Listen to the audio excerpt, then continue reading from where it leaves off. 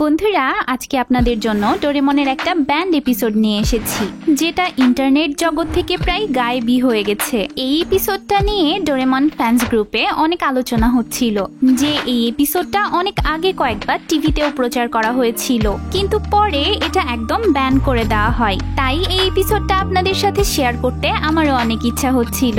সত্যি বলতে এপিসোডটা খুঁজে পেতে আমারও অনেক কাঠখড় পোড়াতে হয়েছে।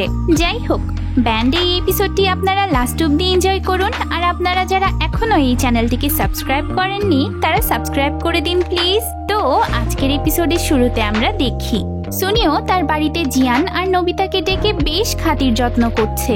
সুনিও তাদেরকে পপকর্ন খাওয়াতে খাওয়াতে জিজ্ঞেস করে যে তাদের পাশের ক্লাসেই ফুকাটা রিওকো নামের একটা মেয়ে পড়ে, তারা মেয়েটিকে চেনে কিনা। নবিতা বলে যে হ্যাঁ, রিওকো তো আমাদের স্কুলের সবচেয়ে কিউট মেয়ে। এবার সুনিও লজ্জা পেয়ে বলে যে আমি বড় হয়ে রিওকোকেই বিয়ে করব। এতে সবাই অবাক হয়ে বলে যে আমরা তো এখন অনেক ছোট, এখনই বিয়ের চিন্তা কিসের। সুনিও বলে যে লাইফে অনেক বেশি প্ল্যানিং করে চলতে হয়, না হলে পিছিয়ে পড়তে হয়। তোমাদের সাথে যদি রিওকোর দেখা হয় তাহলে তোমরা কিন্তু ওর সামনে বলো যে সুনিওর মতো ভালো ছেলেই হয় না। সুনিওর এমন কথাবার্তা শুনে জিয়ান আর নবিতা নিজেদের বাসার দিকে রওনা দেয়।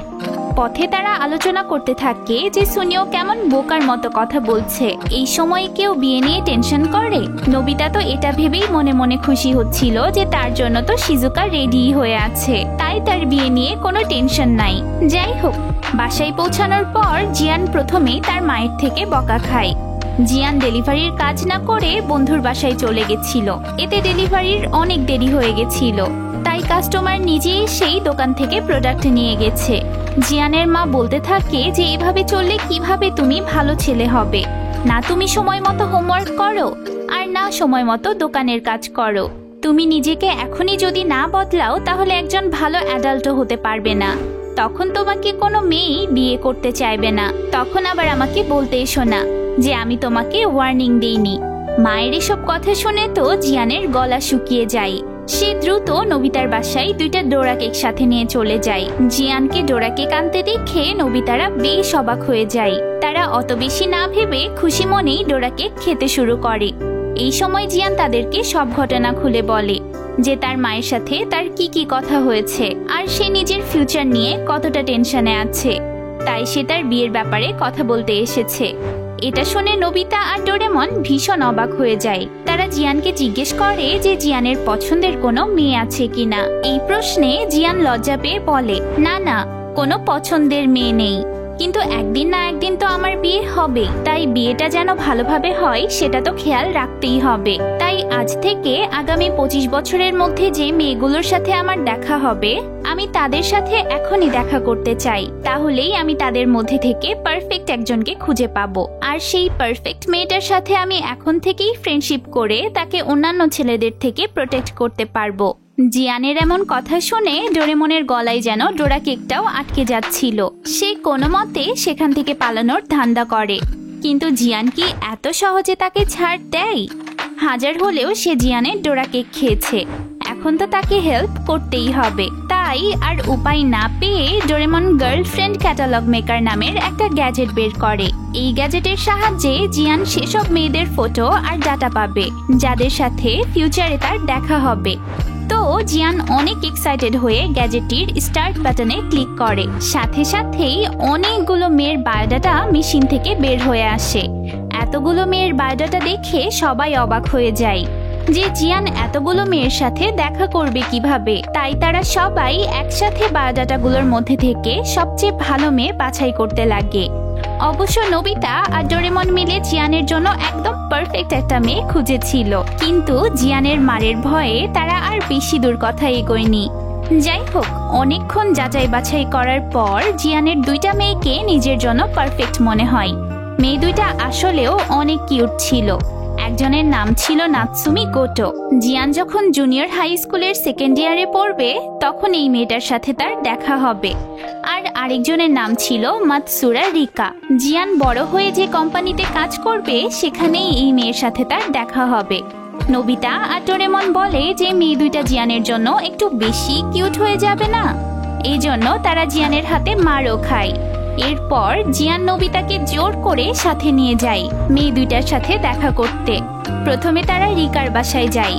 তারা দেখে যে রিকাদের বাসাটা বিশাল বড় আর সুন্দর। বাসার বাইরে থেকেই তারা অনেক সুন্দর পিয়ানোর সুর শুনতে পায়। বাসার বেলকনিতে গিয়ে তারা দেখে যে রিকাই পিয়ানো বাজাচ্ছিল। পিয়ানোর সুর শুনেই জিয়ানের মন ভালো হয়ে যায়। কিন্তু পিয়ানোর সুরটার নাম কি সেটা নিয়েই নোবিতা আর জিয়ানের তর্ক বিতর্ক শুরু হয়। তখন রিকা এত কথার আওয়াজে বিরক্ত হয়ে সেখানে এসে বলে যে এই সুরের নাম চাইকোভস্কি। রিকাকে বিরক্ত হয়ে আসতে দেখে জিয়ান অনেক নার্ভাস হয়ে তাকে শান্ত করার ট্রাই করে, কিন্তু রিকা উল্টো তাকেই অবাক হয়ে জিজ্ঞেস করে যে তারা রিকার বেলকনিতে কিভাবে আসলো। এটা শুনে তো জিয়ান আর নোবিতা ভয়ে সেখান থেকে পালিয়ে যায়। এরপর জিয়ান আর নোবিতা নাৎসুমির বাসায় যায়।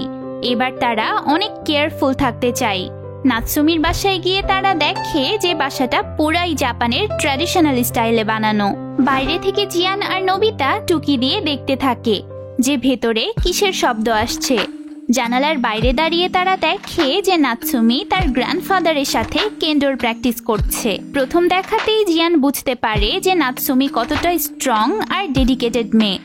কিন্তু নাৎসুমির গ্র্যান্ডফাদার নোবিতাদের উপস্থিতি টের পেয়ে যায়। তিনি তাদেরকে ভেতরে ডাকেন আর জিজ্ঞেস করেন যে তারা কেন বাড়ির বাইরে থেকে উকিঝুঁকি করছে। জিয়ান তো নাৎসুমিকে সামনাসামনি দেখে লজ্জায় কথা বলার শক্তি হারিয়ে ফেলে। তাও গ্র্যান্ডফাদারের ধমকে জিয়ানের হুঁশ ফেরে আর সে বলে যে সে কেন্ডো শিখতে চায়। এতে গ্র্যান্ডফাদার তাকে জিজ্ঞেস করে এই সম্পর্কে তার কোনো ধারণা আছে কিনা। তখন জিয়ান বলে সে একবার ক্যারাটে শিখেছিল। এটা শুনে গ্র্যান্ডফাদার জিয়ানের সাথে নাৎসুমির একটা প্র্যাকটিস ফাইট দেখতে চায়। জিয়ান এতে রাজিও হয়ে যায়, কারণ সে তার ফাইটিং স্কিল দেখিয়ে সবাইকে ইমপ্রেস করতে চাচ্ছিল। এরপর জিয়ানের সাথে নাৎসুমির ফাইট শুরু হয়। জিয়ান তার সর্বস্ব লাগিয়ে ফাইট করে, কিন্তু নাৎসুমি কেন্ডোতে এত ভালো ছিল যে তাকে হারানো তো দূরে থাক, সে নাৎসুমিকে একটা আঘাতও করতে পারে না। জিয়ান অনেক খারাপভাবে হেরে যায়। সেদিন জিয়ানের অনেক ভালোভাবে ধোলাই হয়েছিল। সেদিনকার মতো নোবিতা তাকে কোনো মতে বাড়ি টেনে নিয়ে যায়। তবে এত মার খাওয়ার পরেও জিয়ান নোবিতাকে বলে যে সে নাৎসুমিকেই অনেক পছন্দ করে ফেলেছে।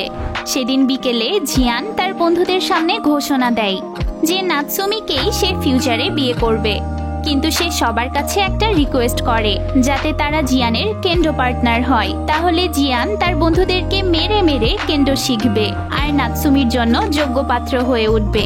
কিন্তু জিয়ানের এই রিকোয়েস্ট শুনে কেউ আর জিয়ানের ধারে কাছেও থাকে না। সবাই প্রাণ হাতে নিয়ে পালাতে লাগে। তো বন্ধুরা, এখানেই এই এপিসোডের ফানি একটা এন্ডিং হয়। আপনাদের এপিসোডটি কেমন লাগলো তা আমাকে অবশ্যই কমেন্টসে জানাবেন। আর আশা করছি ভিডিওটিকে লাইক করতে ভুলবেন না। দেখা হবে পরের ভিডিওতে। টাটা।